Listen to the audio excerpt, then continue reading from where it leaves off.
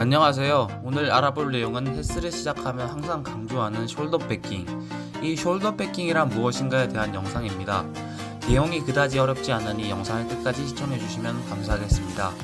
일단 숄더 패킹의 정의에 대해 한번 짚고 넘어가 보겠습니다. 대부분 숄더 패킹이라고 하면 견갑골의 후인 하강으로만 알고 있는데요. 이는 숄더 패킹이라고 하기에는 많이 부족합니다. 숄더 패킹이란 용모 그대로 어깨를 보호해준다는 말인데요. 어깨라는 관절은 팔의 자유로운 동작을 위해 많이 불안정한 관절 중 하나입니다. 그런데 이러한 불안정한 관절을 보호하고 안정적인 운동 수행을 하기 위해서는 견갑골과 주변 근육들을 상황에 맞게 컨트롤해줌으로써 어깨를 보호해줄 필요가 있는데요. 이를 숄더 패킹이라고 합니다.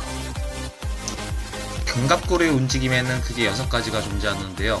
날개뼈끼리 모이는 후인, 날개뼈끼리 멀어지는 전인, 올라가는 거상, 내려가는 하강, 위로 회전하는 상방회전, 아래로 회전하는 하방회전. 이렇게 크게 6가지 움직임이 있습니다.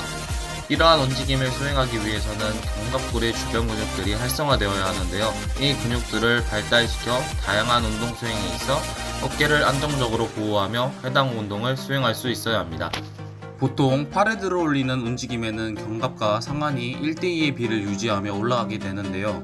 이를 견갑 상완 리듬이라고 합니다. 이때 필요한 근육이 단축되거나 약화되어 있다면 이 비율이 깨지며 어깨 부상을 초래하게 되는데요. 평상시 아무 저항이 없는 경우에는 문제가 되지 않지만 풀업이나 랩풀다운 등 팔이 견갑을 당기는 저항 운동에서 숄더 패킹을 하지 못한다면 견갑의 자연스러운 움직임이 깨지며 어깨 부상을 입게 됩니다. 숄더 패킹이 되지 않는 이유는 크게 2가지가 있는데요.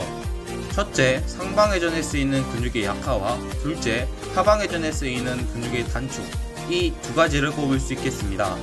견갑의 상방회전이라는 움직임에는 상부 승모근, 하부 승모근, 전거근의 역할이 큰데요.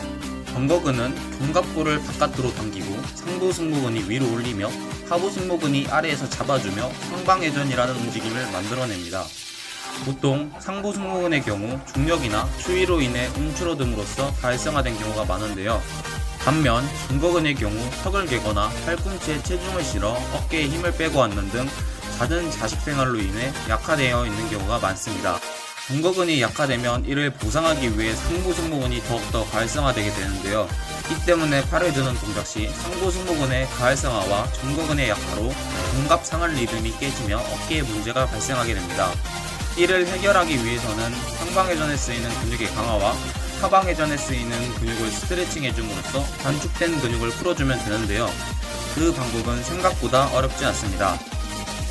약화된 전거근은 전거근 푸시업을 통해 전거근의 기능을 회복하여주면 되는데요. 근력이 약하거나 초보자분들은 벽을 이용하시거나 무릎을 꿇고 해주시면 되겠습니다.